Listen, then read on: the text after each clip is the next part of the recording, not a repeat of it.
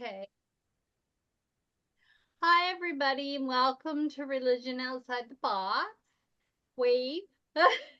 um, Rabbi is away today again, and we'll be back next week. So you're kind of stuck with me. Um, Got stuck with you. We loved you. thanks. Um, so I wanted to start today with this the same way I started the last couple times that I did it with if anybody wants to speak, if anybody is in a lot of pain and they feel that they would need to be seen by this group of friendly faces, then please speak out. Or if you learned anything this week that you want to share, I'd like to make a safe space for people as my cat is walking on my computer. Does nobody has anything? Let's Okay, see. that's unusual. Um, oh, Melissa, go ahead. Hi, everybody. Yeah, I just was hoping to see Brian's sweet face, but it's nice to see all your sweet faces. No, I'm exhausted and I'm just reeling with very heavy recent death of a friend.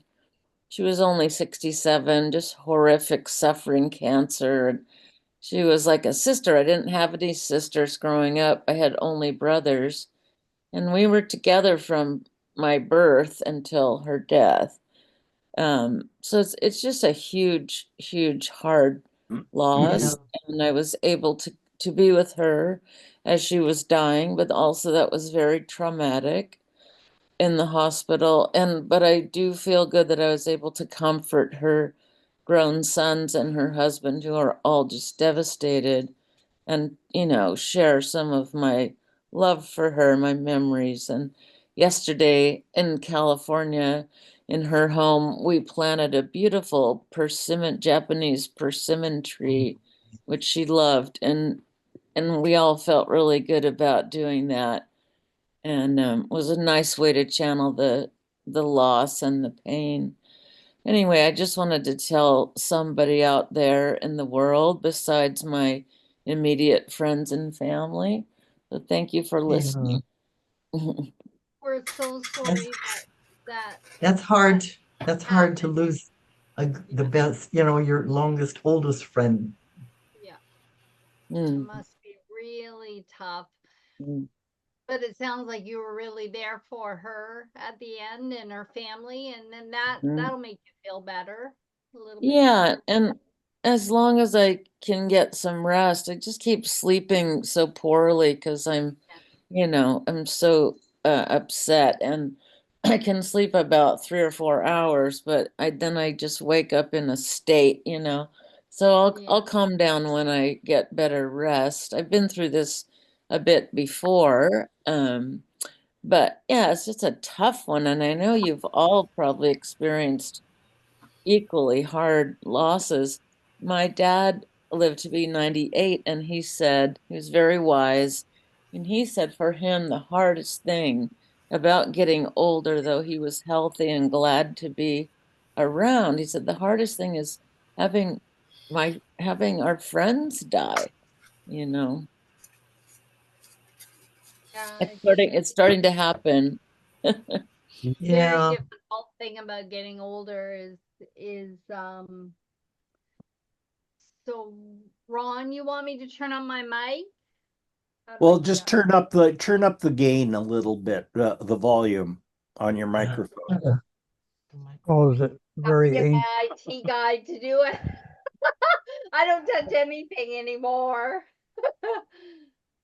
There's a very ancient Chinese curse that says, "May you outlive your loved ones." Yeah, exactly. Yeah, that's really a a sharp one today. But because I've had some losses, I know I'll get through it. I'm good at asking for support. I'm good at taking care of myself. And I think I'll try to schedule a call with Brian next week. And he's the perfect person to talk to He's right great now. Mhm. when you're grieving. He has such a wonderful way of looking at things. Very helpful. Mm-hmm. Oh yeah. And Melissa, Yeah. my oldest friend, I've had her in my life since our babies were infants, on 70 years, 80 years, even longer than that. And she had a dream one time. Mm. It was about us being separated. She was standing. We'd been on a bus, and she got off the bus, was standing there waiting for me to get off, and suddenly the bus closed the doors, and I drove off, and I went off with the bus. Interesting. And she felt so awful. And then she remembered that the two of us, were going to meet at the house of Emily's mother. Wow. And that was fun. Oh, that's kind of fascinating Yeah. and mysterious. I love dreams. Yeah, tell me your Yeah. name again. Tell me your name again, dear. Emily. Oh, Emily. Hi. Thank you for that. Yeah, my people who I've lost come to me in my dreams. I love when they show up. My mom and dad, my beloved grandmother. I wonder, we'll never understand the great mystery, Right. but I wonder if there's somehow their spirits are connecting with mine. Thanks Yeah. for thanks for sharing, Melissa. Really appreciate it. Sorry to interrupt, but Candace, go ahead. Yep. yeah, I'm just dealing with a minor crisis. This cat sitting job where a cat has to get insulin. They said they were going to be back last night. They're not back till 11 this morning, and I'm like, ah.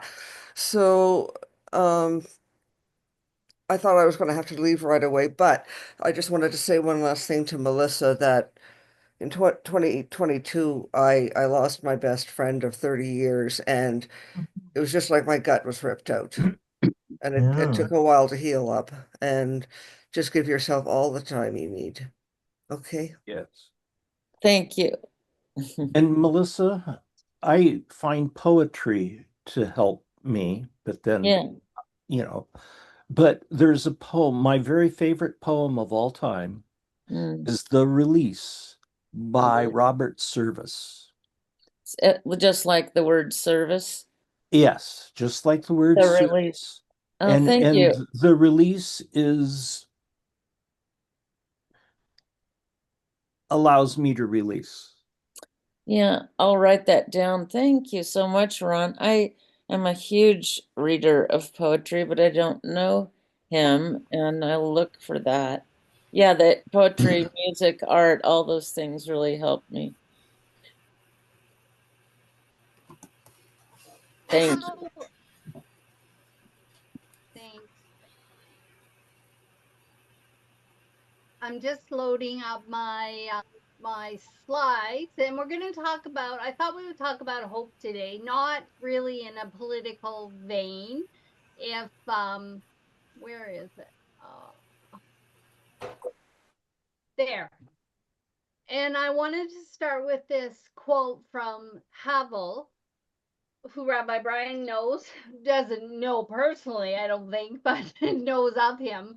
Um, hope transcends the world. Oh, just a sec. Hope is important because it can make the present moment less difficult to bear, and we believe that tomorrow will be better, and we can bear our hardships today by Thich Nhat Hanh. That wasn't the one I wanted. There's Havel. Hope transcends the world that is immediately experienced and is anchored somewhere beyond its horizons. Hope is not the same as joy that things are going well, but rather an ability to work for something because it's good, not just because it stands a chance to succeed. Mm. And Havel also says that hope is is definitely not the same thing as optimism. It is not the conviction that something will turn out well, but the certainty that something makes sense regardless of how it turns out. And that's by Havel too. Take the screen sharing off. There.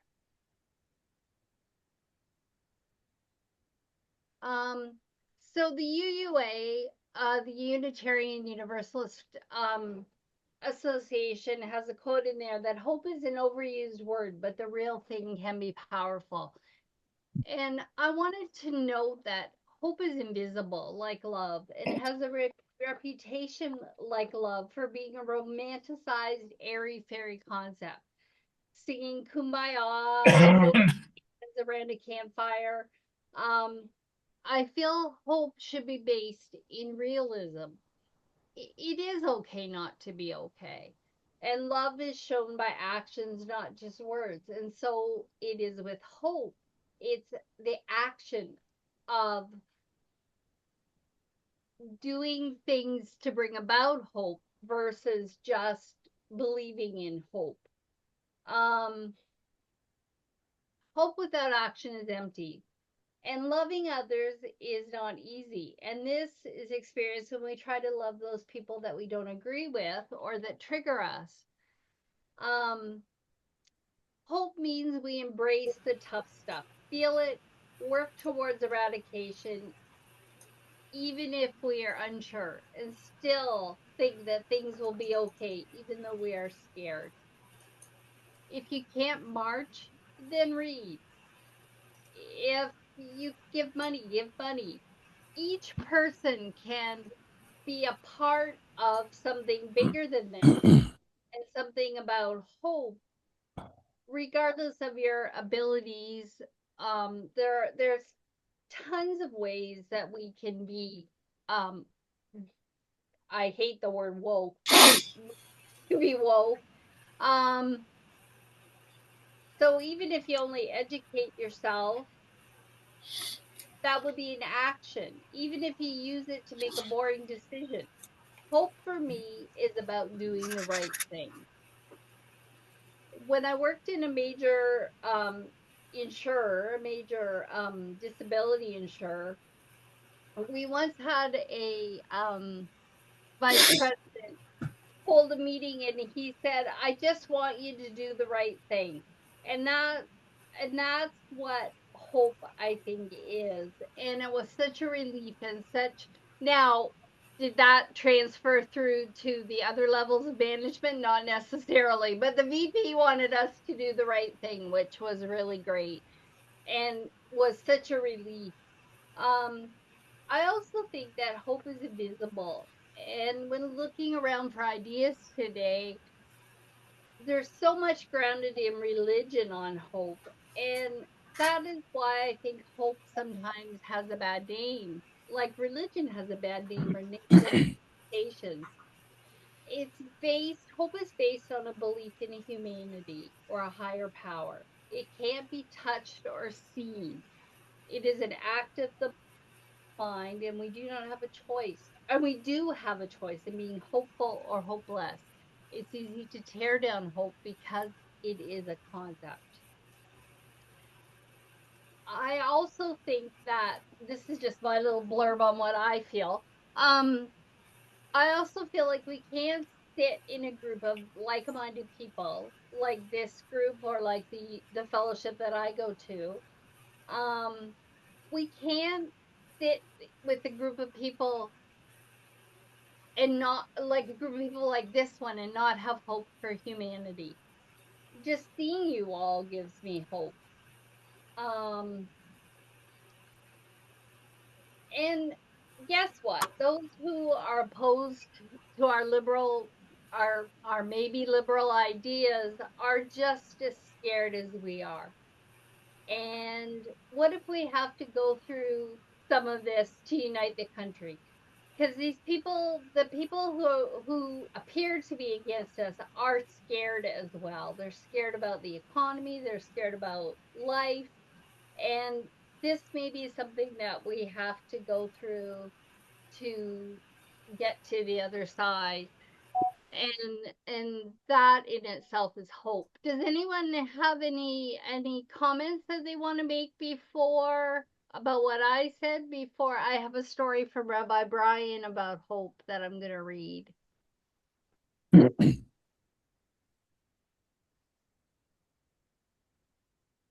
I do. The last part you said, I feel it with individuals that I hang out with that were really hopeful for the current president. And I see that the fear in their eyes, and I can tell that they're reconciling with something because it's mostly now silence about the things that are happening instead of being boastful and constantly saying, oh, he's doing this, doing that, doing this. Now it's kind of silence and reflecting and a little bit of fear that I see, and which I hope in a way helps break people away from the movement that's in the US, the MAGA movement, just to kind of wake people up. And I think we have to definitely have to go through this for people to see, because I was listening to a podcast with Jon Stewart, his hour-long one, Yeah. something, and he said everyone is going to have to be touched for us all to come together, not just one group. We're all going to have to be affected by something for us to go, and then for us to all come. And for anybody that's like extreme in any way, we all have to be touched for us to kind of wake up to go, oh, we need to come together. So I like what you said at the end. I love Jon Stewart. I know, right? Yeah, The thanks. man of reason. Thank you. Making me feel better. Yeah, right. Anybody else? Oh, Jack? Yeah, yeah. I wrote this quite a while ago. When you trample on hope, you trample on your own future. Your Say that own what? again. When you trample on hope, you trample on your own future. Yes. It's like shooting yourself in the foot, kind of, right? Mm-hmm. John?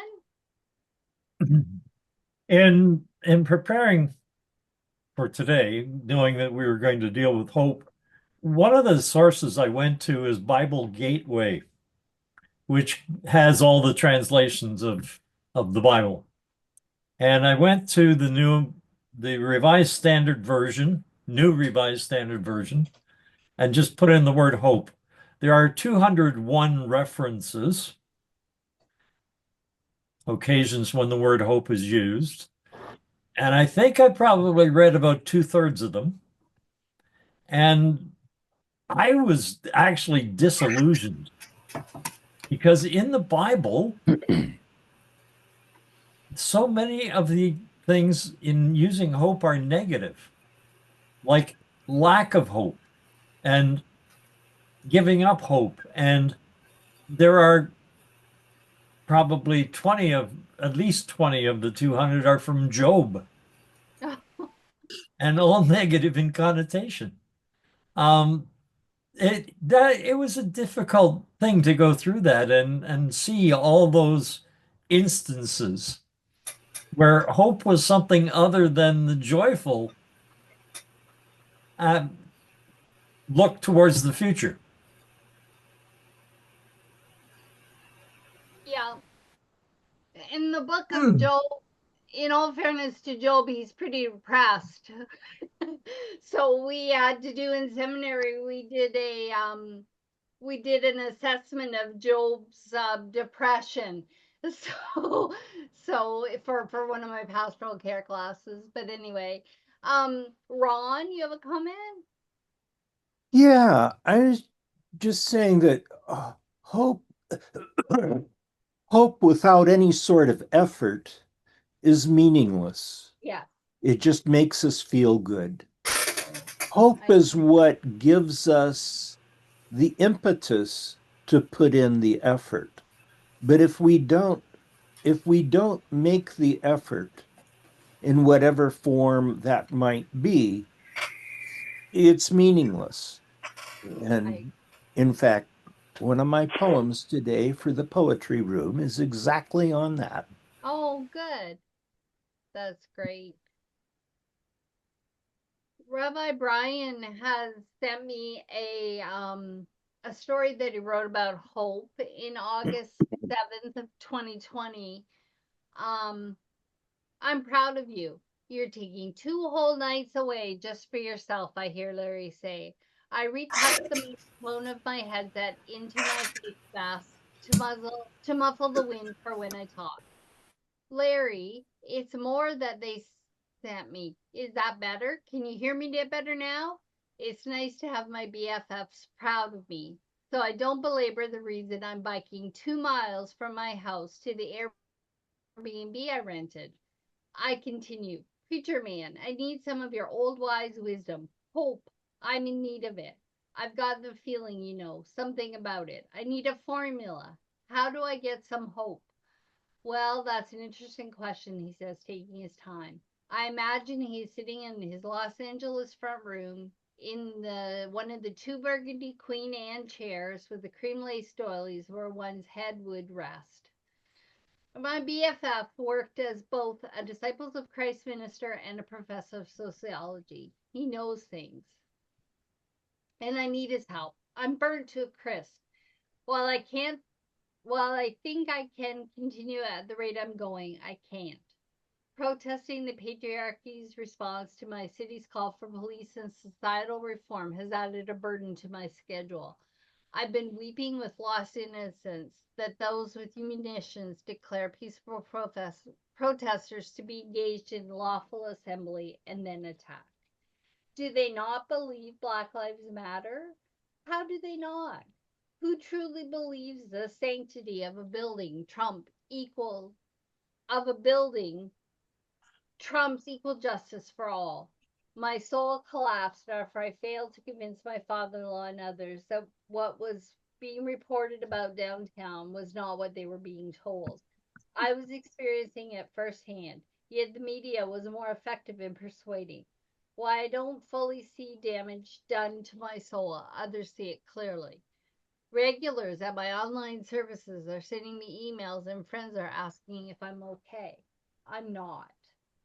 So my family sent me away for 2 nights to recuperate, and I'm asking my BFF how to synthesize hope. Brian, let me start out by quoting lines from a hymn I grew up singing, Whispering Hope. Hope with gentle persuasion whispers her comforting word. That is the very first thing you need to know about hope. Hope is subtle, soft, quiet. Hope does not announce itself boldly. It is gentle. It whispers. It helps. Keen, that's nice, I respond, but I don't need a taxonomy about hope. I need a formula. He laughs at my loving brazenness. Very well, Brian, then let me begin by asking you this. And I realize it might seem a left field question. Did you freely choose to call me? Of course. You, Brian Zachary Meyer, my Jewish friend, you chose to call me to ask me my advice on how to synthesize hope. As much as I understand freedom of will, yes, Lawrence, Charles Keene, that wasn't my choice to call you and to get some advice, which I assume is coming. It's coming, Zachary. Bear with me and forgive my next question, which might seem off topic, but I'm building a case. Bring it, Skippy.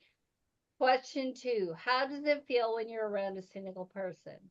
Well, mostly, I'm glad not to be them. Why? Because cynical people distrust. They could get a gift horse and complain about it. Kindness is wasted on them. They are miserable. They seem miserable. They seemingly choose. Oh, I get where you're leading me, to be miserable. I arrive at my destination on Northeast Hancock, lock up my bike, and walk between the sunshine and shade, continuing to listen and learn. Hope is a choice, and I'll say more about that in a moment. But first, I need you to understand that hope is vital. No one wants to hear the doctor say there is no hope. Hope is what keeps us going. Without hope, all is lost. Dante's depiction of the inscription on the gates of hell, abandon all hope ye who enter here. Precisely. Those who live without hope live in hell. I walked towards 7-Eleven to pick up some supplies for my last minute travel. I wonder if Dante really believed his imaginative description of hell to be true and why so many people take it as such. So we need hope, I continue. Brian, I would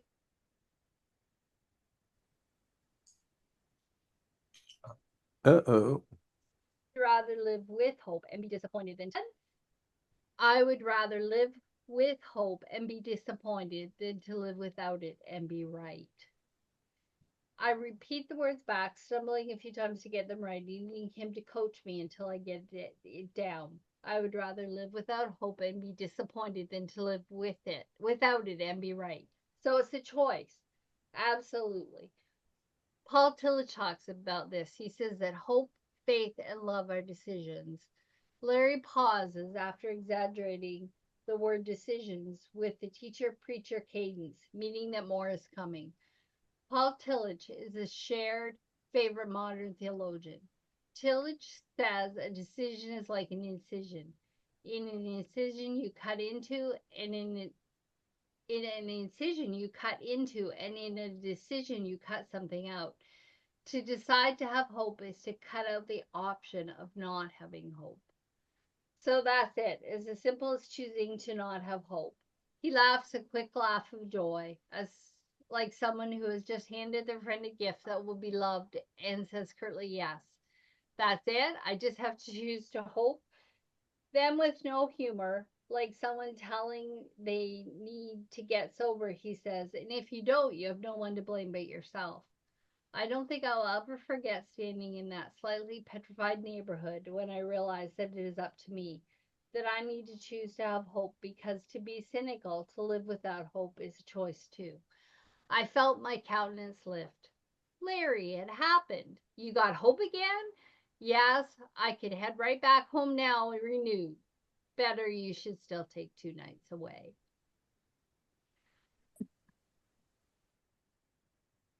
Hmm.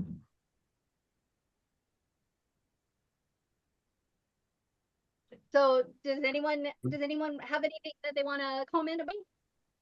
The other thing I thought we'd do is maybe go into small groups and talk about how we bolster our hope. And we have to remember that, like, I don't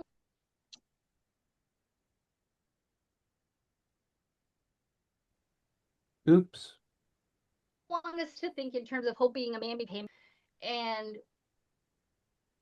research shows that it's very important to have hope in our life, and people with hope have better health, better everything. So if it's a choice, and we can argue that if you want, I'd like to go into small groups and come back with individual ways that we bolster our hope, and ways that we cope when hope it feels lost, when we feel like we have no hope. So Alice, do you mind putting people into small groups? I can do that. And then be prepared to come back and talk about what we learned in our small groups. All right. The rooms are now open.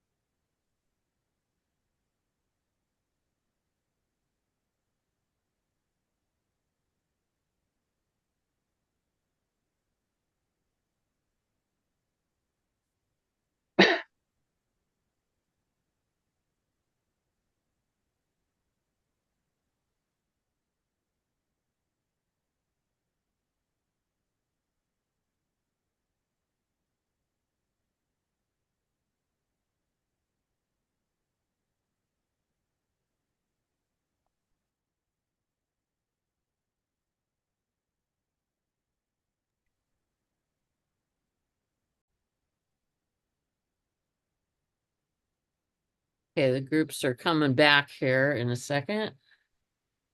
Got about a minute left.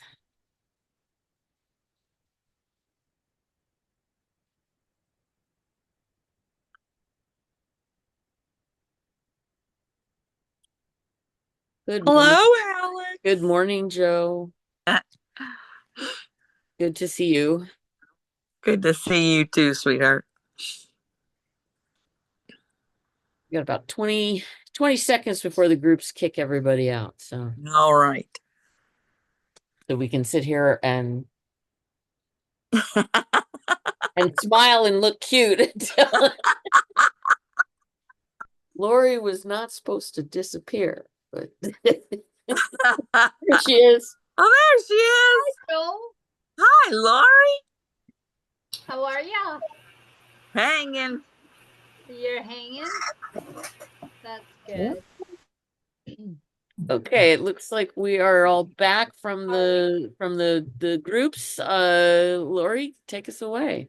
So, does anyone want to speak for their group on any amazing ideas that they had or thoughts, or even like I said in my group, if you don't agree, it's absolutely fine. Please disagree with me. I'm interested to hear it. Emily, you had a good point in our group. Yeah, it's a different point. I was in graduate school and I was talking to my supervisor about one of my patients that was in a very violent, abusive relationship, and the woman said that, but she nonetheless she was going to stay, and keep working with about her husband because she didn't want to give up hope. She was going to hope that he would change, and then their life could go on together. And my supervisor said to me, "No, that's wrong. You need to tell her that she needs to give up hope." Oh,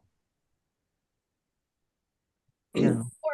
Or Emily, as Holly said in our group, maybe change what she's hoping for, because she's being very inactive and just hoping, that feeling, that invisible feeling of hope, as opposed to, as we said, as opposed to doing something or changing her idea of what she would hope for. There was a wonderful children's book called Nobody's Family is Going to Change.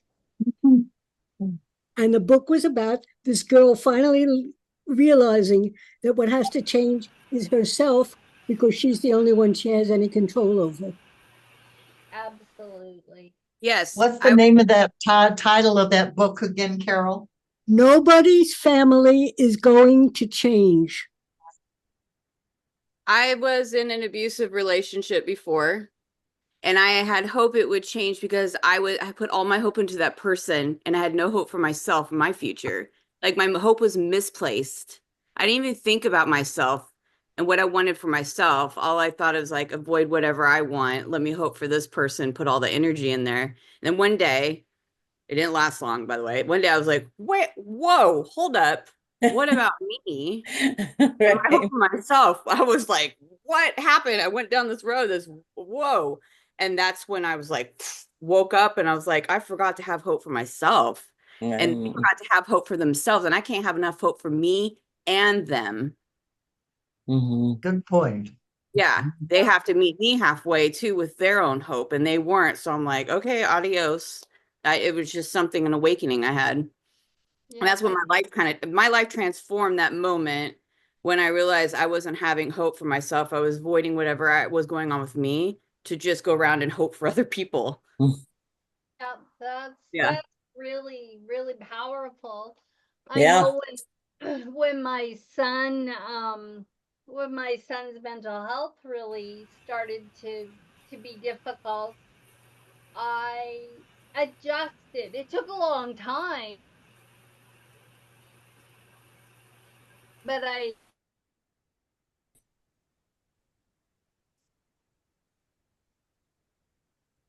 You're locked again, Lori. Yeah. Yeah. How To come it, me, I was thinking that hope is a wonderful thing. Without it, we're sort of lost. But there is a difference. And I relate this to being helpful, sort of.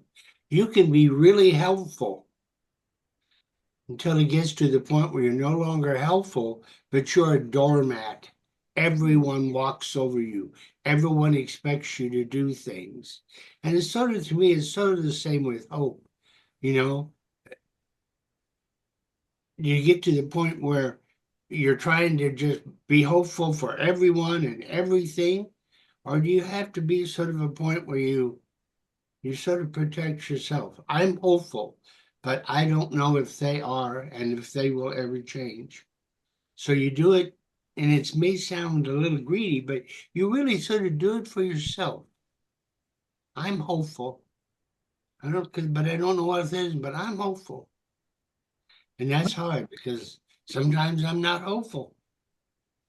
I'm thinking of Emily, your comment about your supervisor, and thinking to myself, if it is okay at some point for one human being to tell another human being to give up hope, what what what are the circumstances or the criteria and the ethics of that?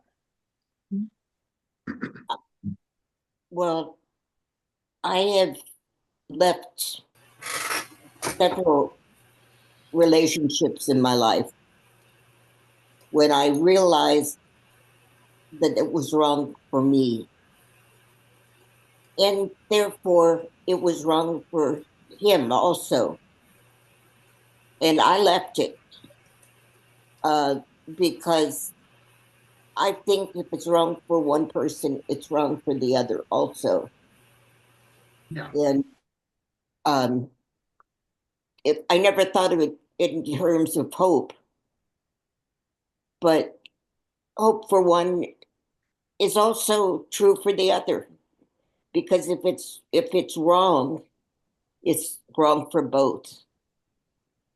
At least that's what I believe. And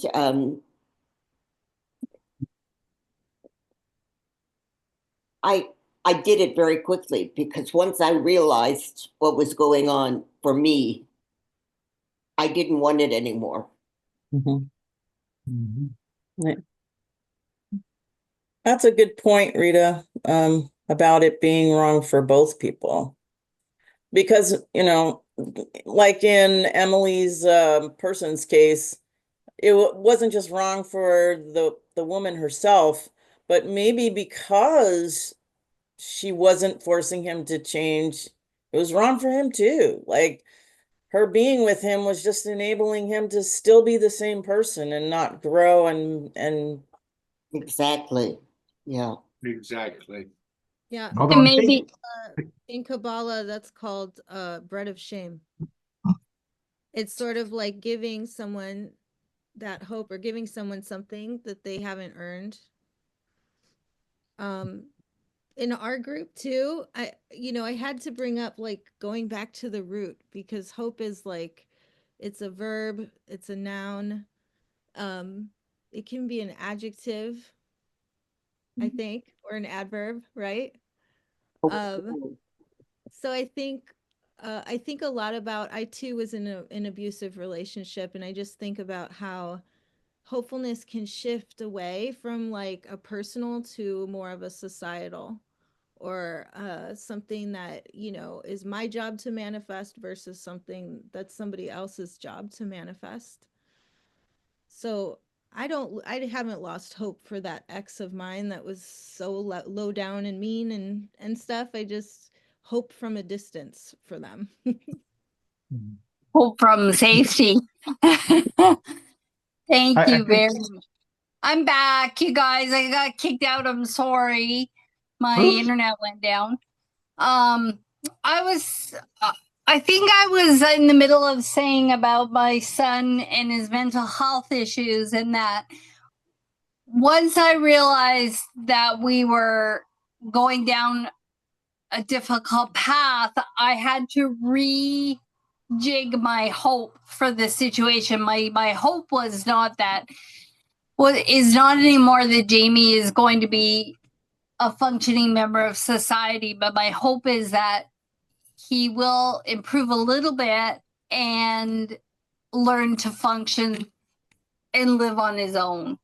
So sometimes I think we have to rejig what we hope for and make it more realistic. And that's what there's an author that Rabbi Brian told me about. It's on my phone and I can't get it, but the author is Randy Ross, and he talks about making the Oh no. Oh, We got the name. Randy Ross is who Rabbi Brian suggested, and he talks about hope, making hope a realistic goal that is attainable. So sometimes I think, yep, that's right, that's perfect. Thank you, Aviva. Anybody else? Did I miss I just anything? wanted to come back to something Holly said, that it really kind of shook me when you said that someone wasn't forcing an abuser to change, because I think that's an expectation that is probably completely unrealistic in most cases. You just can't expect abusers to change, which of course goes along with what your supervisor said, Emily. I've been reading. I didn't know this author, Roxane Gay. I saw her on Colbert and picked up her book Bad Feminist, which is maybe 10 years old or so. And oh my gosh, essays about everything, but it's about feminism and race and so many things. And she definitely talks about abuse and abusers. And yeah, she's pretty amazing. It's Well, interesting. Dan, go ahead. No, go ahead.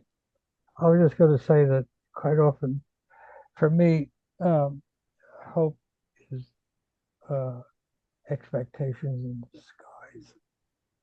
Mm. Yeah.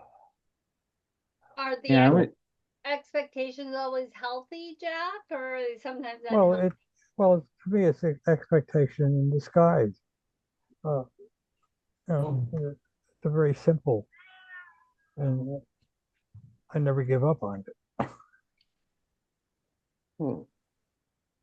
Al, did you have a comment to make? yeah, I was curious about something inside myself, which is I'm thinking about hope, and I'm realizing that I'm treating hope up in my head a lot right now, which is I'm thinking about how do I discern a way forward as a way to elicit hope in myself. But hope really isn't the way forward. The way forward is like a plan. That's something that's intellectual. That's something that's up in my head.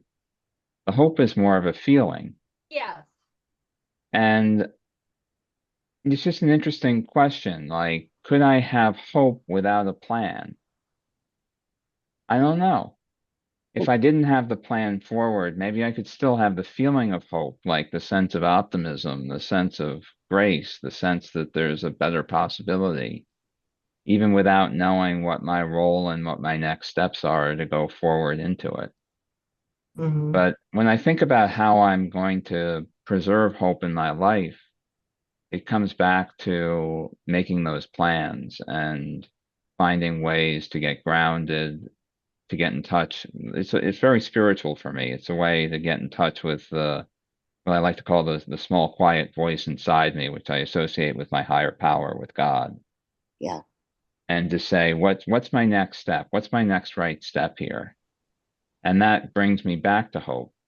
But that's not Right. really, that's the planning. That's not really the hope. So it's hard to separate the two. I think Yeah. what we've been trying to say throughout this is that hope is an action word. So maybe you need a little bit of time to come up with the idea of a plan, and you still have hope, but I think hope just as a feeling can be kind of pie in the sky, you know. Yeah. But You know, I Ron, fluctuate between being hopeful, a bit of where I am right now, and hopeless. You yeah. know, it goes back and forth. And I think it's okay to be sad. We have to remember that it's okay not to be okay. I keep saying that, but that's the one thing I've learned here that's so important. Ron, you have a comment? Lori, I'm going to interrupt for just a second. So after the 4 people with their hands up, just to remind you about doing the prayer list. Yeah. Okay, thanks. Okay, Ron. Oh, I'm just remember being broke and far from home and only having a couple of dollars left in my pocket. And I went and bought a scratch it ticket in hopes that maybe I would get enough money to. And guess what? The scratch it, I didn't have a winning scratch it. Oh, but you had hope. I had hope. But after that was my last hope. And yet after that, I went back to putting one foot in front of the other, and it rejuvenated my hope, but I hoped for a different thing. Very true. Thanks, Ron. Bob? Yes, I think in my experience that I can only have hope about myself, about my actions, about what I attempt to do. I can have a desire that somebody else might do something different, but that I can't really hope for that because I don't have any control over it. That's very true. So our hoping has to be based in some kind of realism, right? Well, Carol? yeah, Oh, yeah, sorry. Go on. Sorry, Bob. yes, and realism, but that um, just a simple thing. I see a paper on the floor, and I hope that I can bend down and pick it up. Okay. And so that's something that I think is, for me, a precursor to doing an action. Very true. Carol? I think there's a distinction between expectation and hope. I believe hope is a basic Weltanschauung, the way you look at the world, and that it's a relationship between you and the universe, and that to hope is to say every morning, what a gift, the sun has come up. To be able to see, to recognize the daily miracles around you, no matter what's happening. And I just think that the hope is something much deeper than expectation. It's got to do with the way you relate to yourself and the universe. Yeah, I like that. That's great, Carol. Thank you. John? I And then defer- we'll go to the prayer list. I defer to Maria. Oh, okay. Okay. Maria, can we do the prayer list? Yes. These are the people to whom we are sending light and love. Aviva, Derek G., Eileen DeToma, Donnie Everett and family, Gwen, Reed and Bonnie, Alex, Kilmar Armando Garcia, Sally and Bob Bennett, Sheridan H., Aru Lane Hill, Ebony, Cullen and Raphael, Hope 12 in VA, Ron S., Ronnie N. and their families, Mary Ryan in spirit, Joe Ludwig, Josephine B., Mary Wolf, all widows and widowers, all caregivers, Rita S., Sarah Button Convoy in spirit and family, and Tom and Patty Yates. If there is another person in our community to whom we can offer light and love, please put their name in the chat and I will add them to the list on Facebook. And for the people who aren't named, but who are in our thoughts, we send them light and love as well.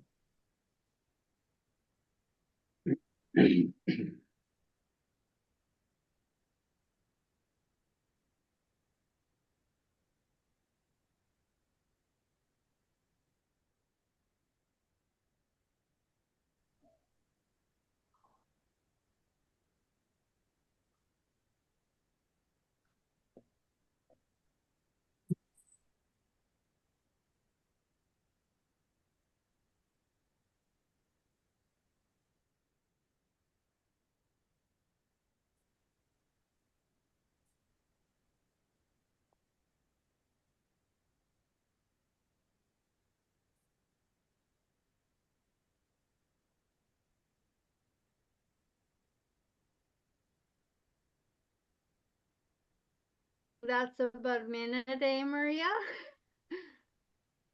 Okay. So I'm just looking at the time. Thank you all for your comments and participation in this conversation. And I think we're gonna go into our breakout rooms, and I'll let Maria or Alex, I think it's Alex, explain what the different groups are and how to be put into one or get yourself into one. Okay, before I do that, I just want to say on behalf of the group, thank you, Lori, for taking over when Rabbi Brian was not here. And I want to also give you some extra kudos because I know you were having tech problems and your internet dropped, and you handled that with grace and aplomb. So I have my IT person here, so yeah, you know, I mean, I understand personally that very sinking feeling when that happens. So yeah, it was. anyway, so thank you for this morning. It was a very hopeful conversation. No, sorry. Sorry. Rob wasn't here to make the pun. Okay, we're gonna open up the small groups now. We're going to have share and care, which will be here, so you won't have to go anywhere. Then we're gonna open up deep dive, poetry, clergy corner, more to share. And I see Jeff is here, so I'm assuming we're doing politics. Why not? Okay. So I'm going to go ahead and open the rooms, and you should be able to, on the bottom of your screen for computers, you can click on breakout rooms and you can choose the room that you wish to go to. If you are technically challenged or on some phones and some tablets, you will need me to assign you. So if you can't figure out how to move yourself, let me know and I can assign you to the you want to go to. Alex, did you stop the recording? And I will stop the recording now. Thank you for the